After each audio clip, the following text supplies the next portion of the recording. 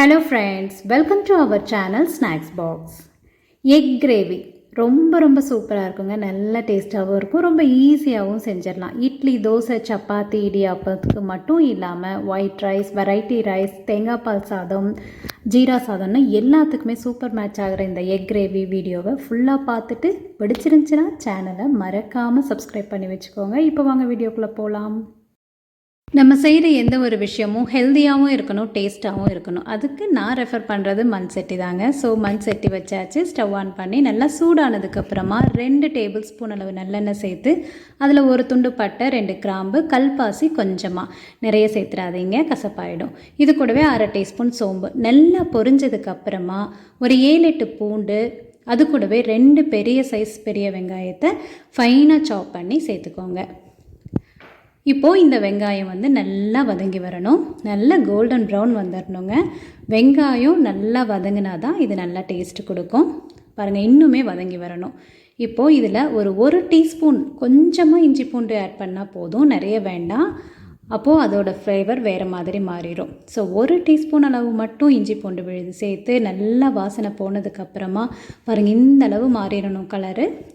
இப்போது 2 பெரிய சைஸ் தக்காளி, நல்லா பழுத்த தக்காளியாக எடுத்து ஃபைன் பேஸ்ட்டாக அரைச்சி எடுத்துக்கோங்க.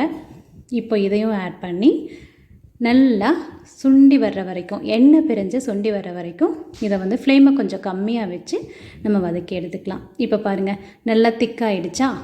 ஸோ இப்போ இந்த அளவு வர விட்டுட்டு அதுக்கப்புறமா ஒரு 1/2 டீஸ்பூன் மஞ்சள் தூள், காரத்துக்கு தகுந்த மாதிரி வரமிளகாத்தூள் நான் 1 டீஸ்பூன் ஆட் பண்ணியிருக்கேன், 1 டீஸ்பூன் மல்லித்தூள், 1 டீஸ்பூன் கறி மசாலா, 2 டீஸ்பூன் பெப்பரோட தான் அதிகமாக இருக்கணும், அப்போ தான் நல்லா டேஸ்ட்டு கொடுக்கும். இப்போ இதை எல்லாத்தையும் ஃப்ளேமை கம்மியாக வச்சுட்டு நல்லா வதக்கி எடுத்துக்கோங்க. இதோட பச்சை வாசனை போய் இந்த மாதிரி சுருண்டு வரணும். இப்போது இதில் தேவையான அளவு, உங்களுக்கு எந்த அளவு ரொம்ப கெட்டியான இருக்கணுமா இல்லை ஒரு கிரேவி பதத்தில் இருக்கணுமான்னு பார்த்து அதுக்கு தகுந்த மாதிரி தண்ணியை ஊற்றி தேவையான அளவு உப்பையும் போட்டு லேசாக கொதி வந்ததையும் இதில் நம்ம பாயில் பண்ணி வச்சுருக்கிற 4 முட்டையை கீரல் போட்டு சேர்த்துக்கலாங்க. கீரல் போடுறப்போ மசாலா உள்ளே நல்லா இறங்கும்.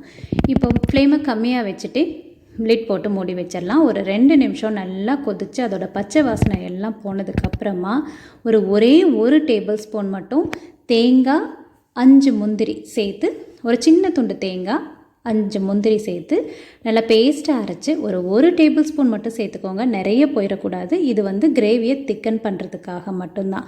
இப்போ மிக்ஸ் பண்ணி விட்டு மூடி வச்சு இறக்கணும் அப்படின்னா நல்ல சூப்பரான கிரேவி, கமன்னு வாசனையோட நல்ல ருசியாகவும் இருக்குங்க. கண்டிப்பாக நீங்கள் செஞ்சு பாருங்கள். இந்த டேஸ்ட் எல்லாத்துக்குமே ரொம்ப பிடிக்கும். ரொம்ப ஈஸியாகவும் செஞ்சிடலாம். கோகனட் பேஸ்ட் அதிகமாக போயிடக்கூடாது, அப்போது அது வேறு மாதிரி குருமா மாதிரி ஆகிடும். ஸோ நம்ம கிரேவி பெப்பர்லாம் போட்டு தூக்கலாக இருக்கணும் அப்படின்னா ஒரு டேபிள் ஸ்பூன் மட்டும் போட்டுக்கோங்க. அப்போ கிரேவி நல்லா திக் அண்ட் ரிச்சாக கிடைக்கும். ஸோ கண்டிப்பாக இந்த ரெசிபி பிடிச்சிருக்குன்னு நினைக்கிறேன். பிடிச்சிருந்துச்சின்னா மறக்காமல் சேனலை சப்ஸ்கிரைப் பண்ணிவிடுங்க.